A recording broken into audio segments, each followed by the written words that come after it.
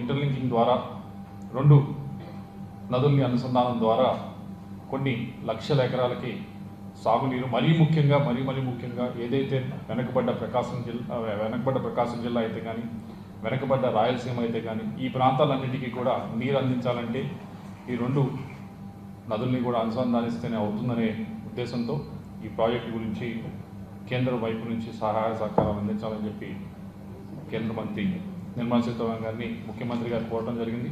ఈ రెండింటి గురించి కూడా ఈరోజు మీటింగ్లో ప్రధానంగా చర్చించడం జరిగింది.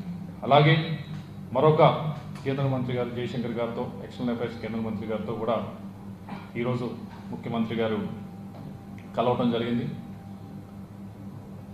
ముఖ్యంగా ఈ